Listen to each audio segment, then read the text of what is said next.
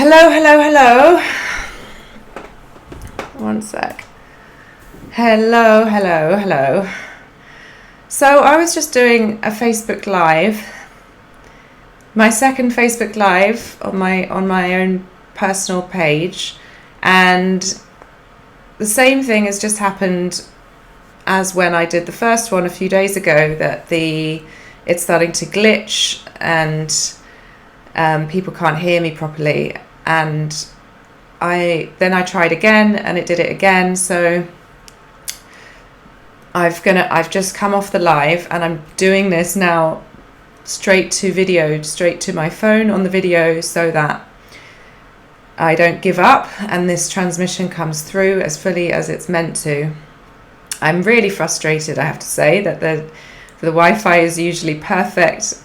You know, my mum does Zoom sessions all the time. She's not using it now. There's no reason it shouldn't work, but hey ho, there must be some reason, and I'm not going to give up. I'm going to make this transmission to my phone and then post it on Facebook afterwards.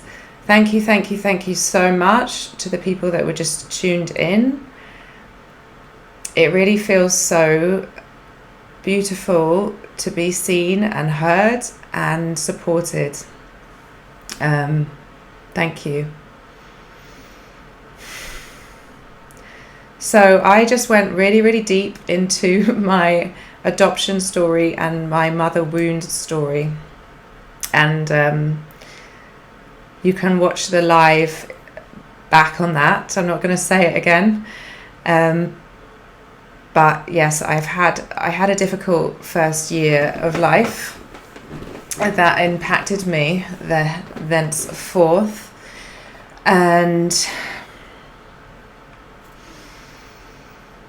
yeah, I want to talk about this wound, the mother wound and the separation wound, because we all have it. You don't have to be adopted to feel this on some level.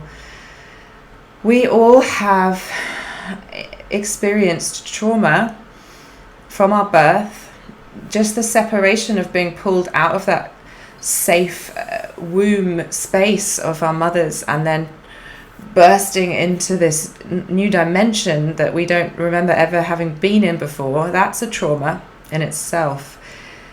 And then most of us, I would hedge a bet that nearly all of us have experienced in our life some sort of trauma with our relationship with our mother, or if we didn't even have a mother, you know, from a young age, then our primary caregivers.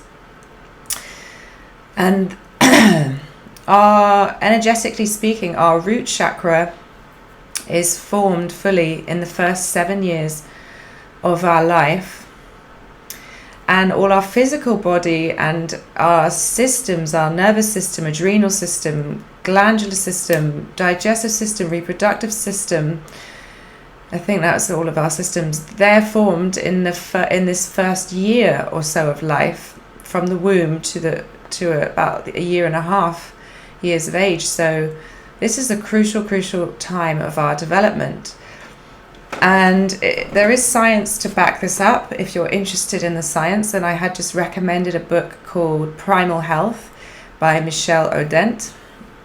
I also recommend The Body Keeps the Score and this book, Waking the Tiger, if you're interested in understanding developmental trauma, childhood trauma, and how that might have impacted your life up until now, and your relationships and your ability to form intimate relationships and to trust yourself and others. So those books are helpful, and I also hope that me sharing my story is helpful in some way, that we can relate heart to heart, and it might resonate for you. It might spark something in you to maybe go on this journey of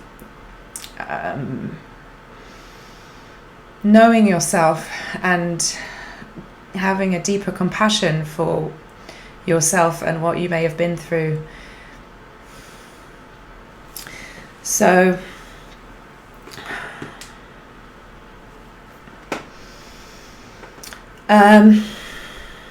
Yeah, my my adoption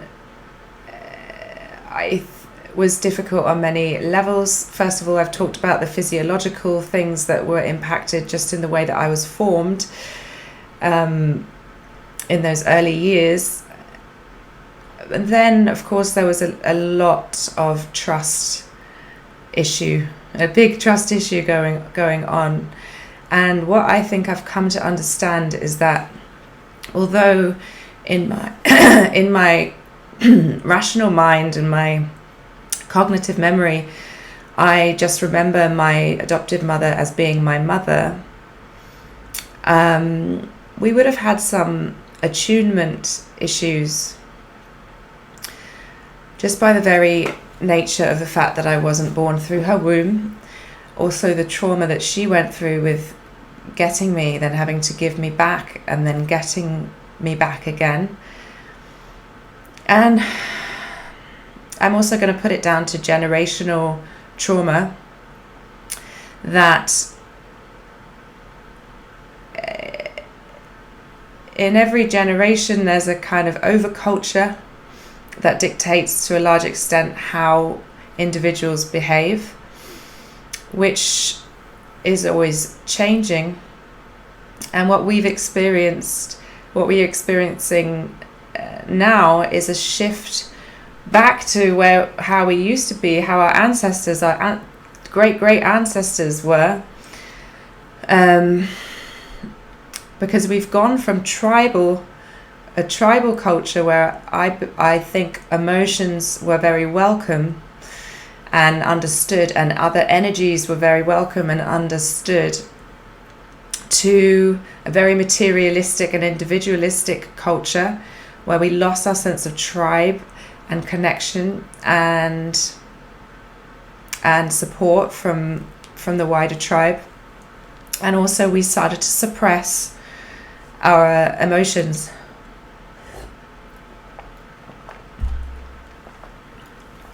So my mother would have grown up in a generation with parents and their peers and teachers where expressing your emotions, especially your negative emotions like rage, grief, sadness, fear, this was all taboo.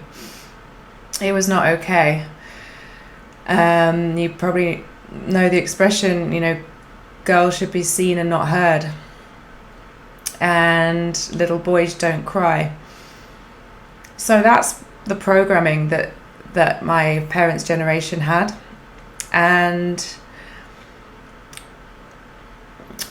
that did impact me, in that my mother, the expectation she put on herself was to be a mother, be a career woman, have a nice home, continually move up this career ladder, be very sociable.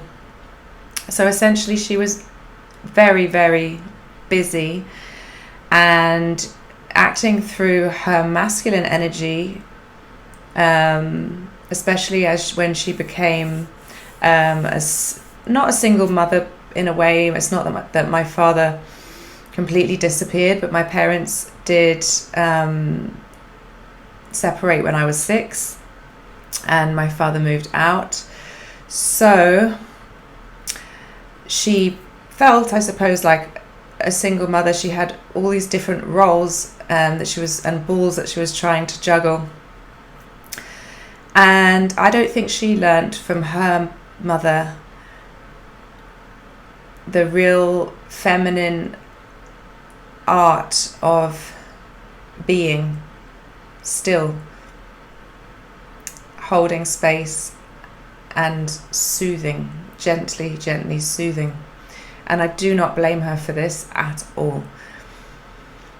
But I felt, as a young child, as a teenager growing up, I felt a separation from my mother. I felt she was not emotionally available for me a lot of the time, and physically available, because she was so busy doing, going, creating, on the phone, on the emails, off to a party. And wow, she's a strong, powerful woman. This isn't to criticize, but it's just to speak truth to how the conditioning of society has caused an imbalance in our masculine and feminine energies collectively, and how that then impacts the individual, me, growing up. So as she tried to juggle all these balls and keep her social life going and her work going, I often felt neglected. And I didn't feel that if I had a negative emotion like rage, that it would be met with approval. How many people can relate to that? I think you can probably relate. So all of this, but I had negative emotions. I had rage, especially as a teenager. I was raging at her, raging at the world, raging at myself. Well, I then turned that rage to myself and started to self-harm and find coping mechanisms, which, self-harm can be a coping mechanism. I touched on this in the live about my bulimia, my disordered eating patterns, and smoking, and then alcohol. Quite early on in my teens, alcohol became my coping mechanism and my way to feel alive.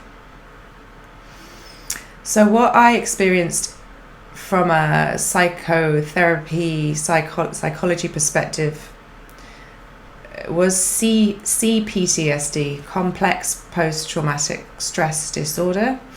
I've had many symptoms of that throughout my life. Some of them I've just listed, like the eating disorder, the anxiety, the bouts of depression, the suicidal thoughts, the bouts of rage. All of these things can fall under the category of complex post-traumatic stress disorder, which is very well explained in the book The Body Keeps the Score.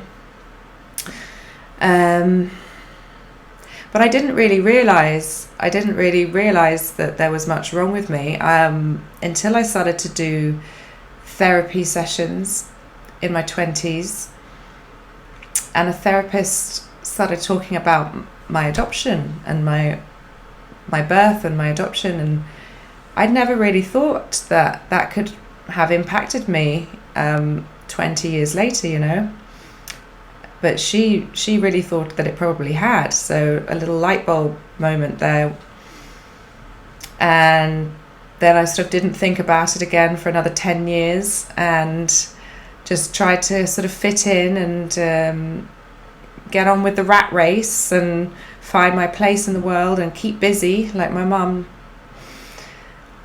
And I had a breakdown. It couldn't be held down anymore.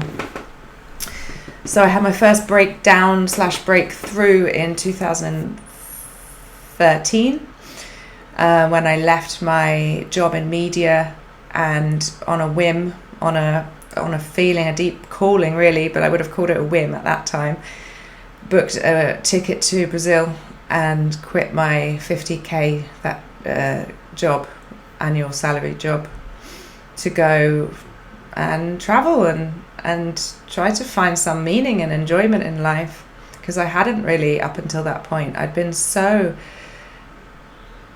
serious, and really what I hadn't realized was that I was super hyper aroused and anxious most of the time.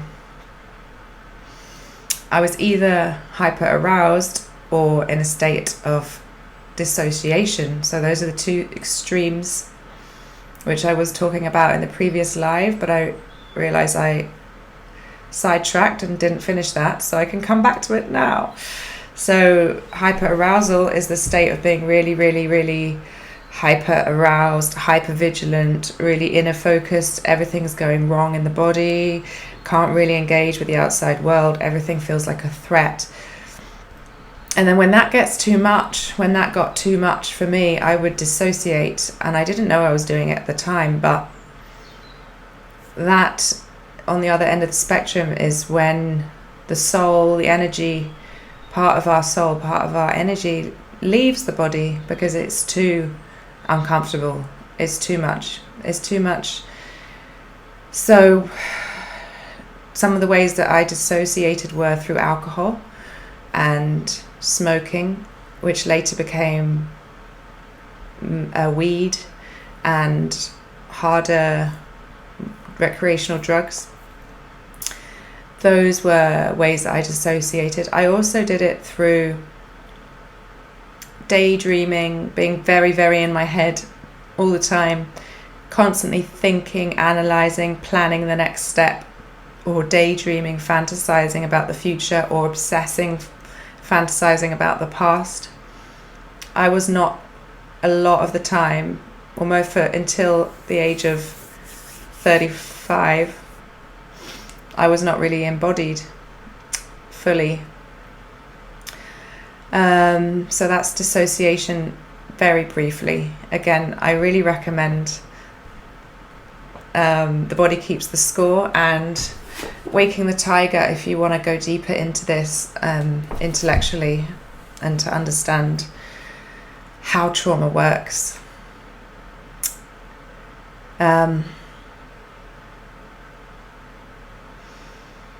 So where I am now,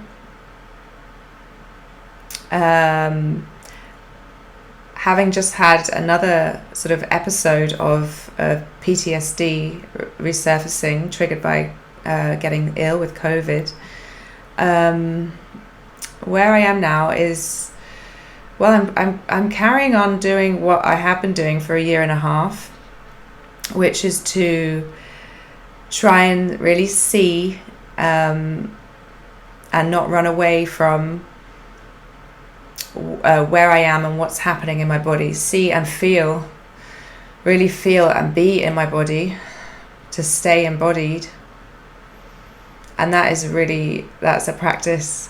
And I have some tools that I'm going to share with you that help me with that. So yeah, number one, I am being and feeling and accepting as much as I can when these feelings come up, when these sensations in the body come up. And some of the tools that I use for that are sitting in meditation and yin yoga. Those two stillness practices help me to learn how to sit and stay still with the really uncomfortable sensations, thoughts and emotions that go through my body sometimes. And then on the other end, there's releasing practices. And I'm going to share this in a future Zoom class. I feel inspired to do that. So I'll just talk on it now, but I will practically share it with you soon, is how to physically shake trauma out of the body and release through the mouth, through sound. This has been a phenomenal practice for me, because as Peter Levine says in his book, Waking the Tiger, he explains that we are animals. When animals get into a fight or a life or death situation, they release loads of adrenaline and they're ready and they're alert. And then afterwards they shake it off. Like, watch a dog and a cat in a fight, and then watch what they both do when the fight's over. They shake. Now, we don't do that because of this overculture that says that's not proper, that's not normal. And so we push down. And then what happens? Bouts of rage, when it's the least appropriate time for it to happen, come out. Violence Violence is just suppressed rage, and rage in itself is not negative. It's not a bad thing to feel angry. This is just a program. It's not a bad thing to feel angry and to express that in a healthy way, but we just haven't really been taught how to do that. So we are relearning, and I'm here to share and to teach this, because it's so crucial to us being whole and comfortable and joyful in our bodies. So that's one of the ways that I am moving forward, is to stay present, to stay with my feelings, and to release them when I can. It is challenging. I do find it difficult to go into the living room and roar like a lion and scream into a pillow, because I have this program running still that it's not okay and the neighbors are going to get upset. But just speaking this out makes me remember how important it is and how I must make space for it. Number 2, I am practicing the art of asking for help. Again, there's nothing wrong with asking for help. It's a program that we must do everything on our own. We must pull our socks up. What's another idiom? I don't know. But we must put on our best selves in public, and we, keep our masks on. Keep our masks on. So keep our happy, smiling face on, so we don't upset the rest of the world with our truth. And don't tell anyone when you're scared, or when you're angry, or when you're so sad or so desperate that you just want the world to swallow you up. Don't tell anyone. No, that is an old program, and we need to shift it. We need to rewrite it. It is okay to not be okay.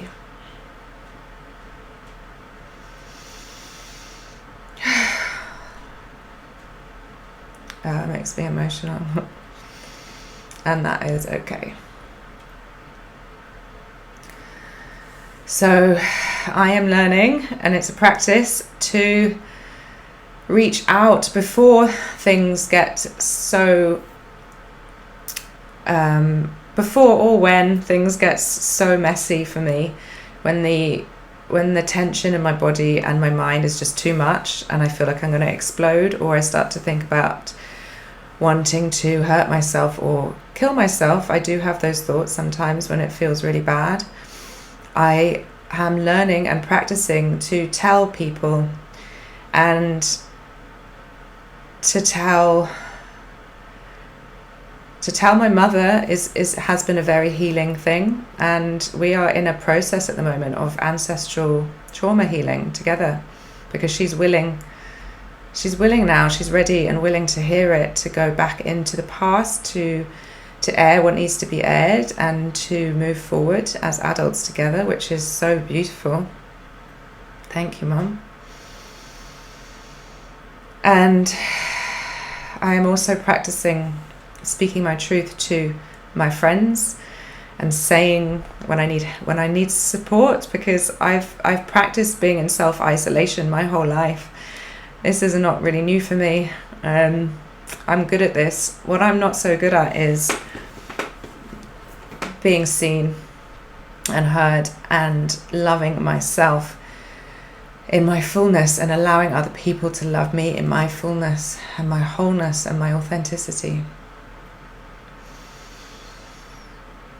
So I'm practicing that, and I'm being met by beautiful friends, and it's not so scary once you do it a couple of times, to say, hey, can you help me? I'm drowning here. And then it always feels better. It feels better because, again, it's energy that needs to be released, and we can release through the voice. We can release through voicing what's going on. That's the first step to it moving through us. One of the steps. You could release it through shouting, but as I said, it's not so easy to do that in a society. If I was in the forest, I would just howl at the moon, you know. That's what we should be doing. We are animals. We are conscious beings, but we are in animal bodies, and we cannot deny that. I cannot deny our basic animal needs. Just glancing at my notes here. I made notes this time to keep me on track. Yeah, okay, so number 4 is to feel my fear and to move forward, to step out anyway. So that's why I'm doing these lives. This is no longer a live, but I'm still committed to doing it. Somehow we're going to fix this Wi-Fi. And there'll be other ways that come through me to share my truth, my gifts, which for me is really scary, because of this deep core wound of feeling I don't belong and I'm not safe to fully express. So step by step, I am finding the courage to sit and be with this fear. I mean, honestly, I feel intense fear in my body. It's getting a bit better as I talk it through, but it's still there, this constriction in my chest and in my belly. So I am committed to stepping through and with the fear and sharing my story, because I feel so clearly like that this is such a big key to my purpose here on this planet at this time, is to share my story. And my egoic mind can say, oh my gosh, so narcissistic, no one wants to hear this, Olivia, stop rambling, stop talking about yourself, stop whining, what are you doing? Shut up, be small. But no, my soul is saying, carry on, share,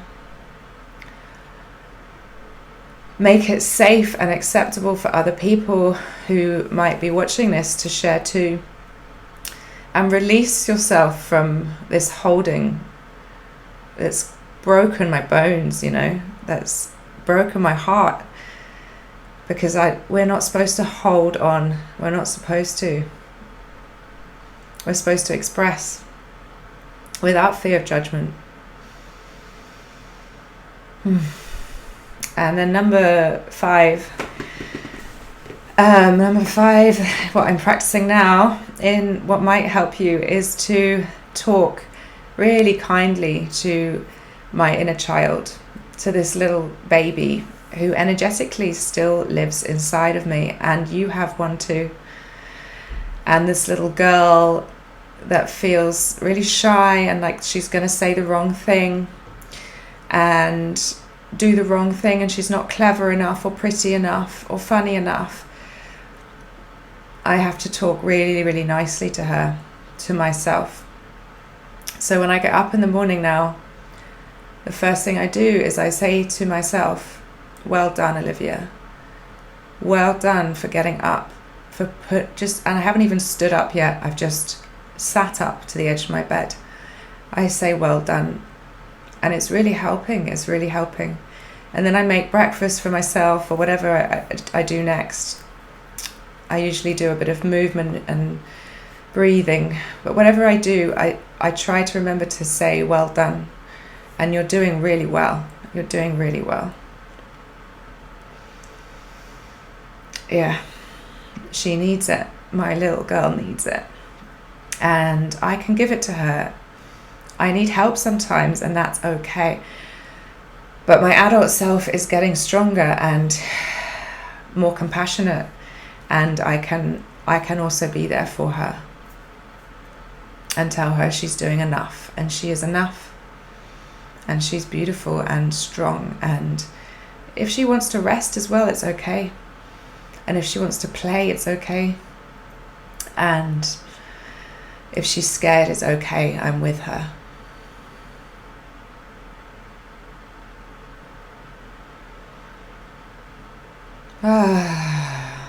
So just to recap, in this 2-part video series today, I've talked about fear, the fear of stepping out into my light and sharing, and where that comes from, the very primal wound of separation from my mother, and then the difficulty of attuning with my adopted mother,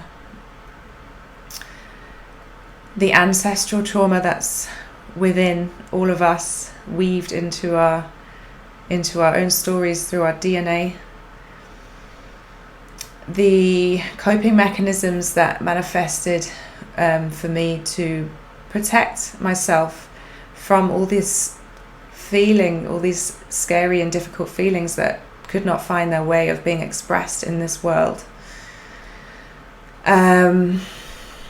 And what I didn't quite finish talking about was, what happens when we don't express these feelings, when we don't express our rage, our frustration, our grief, our jealousy, our anger. If we don't at least allow ourselves to feel it, they'll come out in another way. And for me, it was injury and illness. So,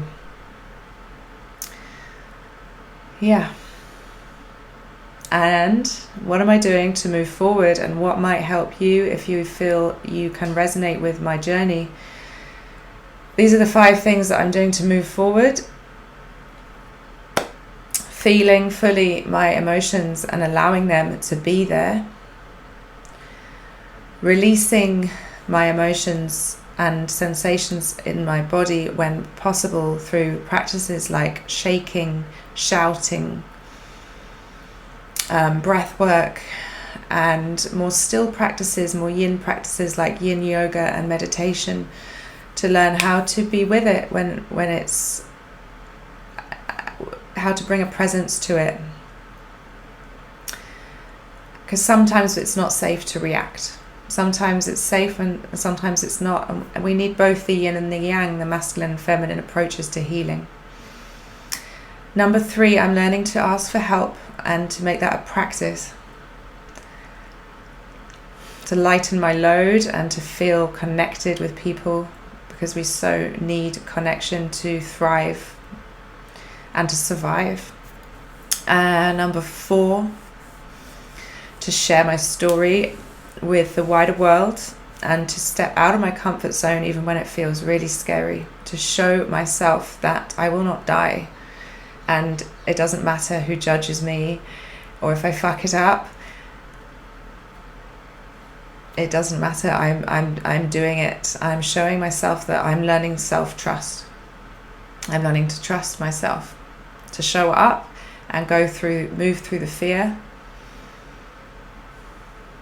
And number 5, I am holding the hand and the heart safe of my inner child, of my wounded inner child, so that she can feel safe and stop showing up to self-sabotage my progression when it's almost like when things are going really well and I'm about to level up, she shows up in her raw, wild, unseen, unmet, unheard, vulnerable, sometimes slightly demonic state, and just says, please see me, please hear me.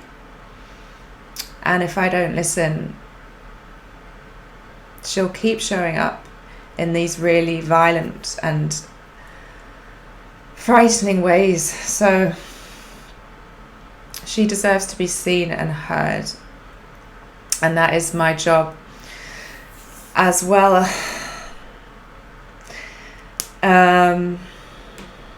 So I'm not really confident yet with these lives, with knowing if I've covered everything. I've still got this voice in my head going, I haven't quite covered everything, and I'm thrown off by the fact that the Wi-Fi is cut out now twice, and there is definitely a voice saying, maybe you shouldn't be doing this then. Maybe that's a sign. You need to shut up and go back into your box. I'm just going to tell that voice to fuck off, and I'm going to carry on. because it feels right and it feels powerful. It feels invigorating.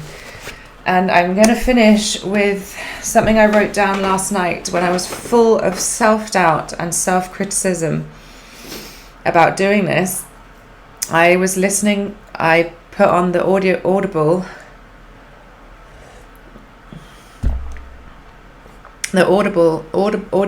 of amazing woman who wrote Women Who Run With Wolves, The Wolves, Clarissa Pinkola Estes. So I'm listening currently to her book, The Late Bloomer, and it's speaking right to my heart. It's about the wise woman archetype, which speaks right to my heart as the archetype that I am embodying in this life, one of them.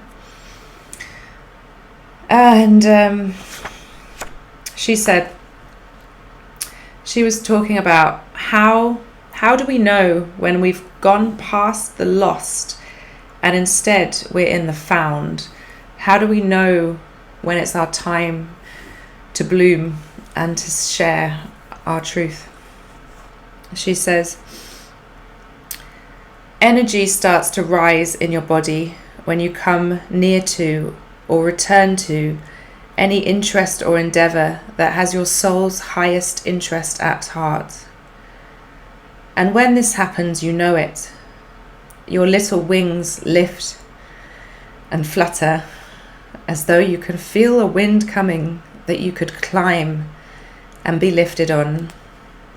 Your little heart beats harder and faster. May you know these things through your body, your beautiful consort. May you recognize that your eyes literally widen and sparkle when you behold an idea, a thought, or a feeling that comes from more than just you. That's asking that you enter into the field of El Duende, the profound energy of soul that lies at the center of every human being. May you know this when it happens, because you will then feel alternately happy and drenched in hope, and slightly edgy and apprehensive, but at center, elated. And may you feel these things. May you feel hope in your body. May you feel happiness in your body. A feeling of liftedness rather than heaviness. The heart is looking outward and smiling. May you feel drenched in hope. May you feel apprehensive, because apprehension is another word for excitement. And it has something to do with a sensation that's a little bit, for many, like revving an engine, but the gear shift is not engaged yet in drive. But you can feel it. It's trembling to go forward. And may you be elated. Elated means to be lifted. It means to be without a heaviness that binds you down into gloominess or into feeling you're not capable or you're inadequate. May you be elated. Aho. Yeah. The Late Bloomer, I really recommend that book. So I'm here learning to be with my apprehension and my excitement and my fear, and sharing with you what I'm going through, holding in my heart that this is for the pure intention of the rising of consciousness, for the new earth to be born, which honors the values of integrity and truth and authenticity.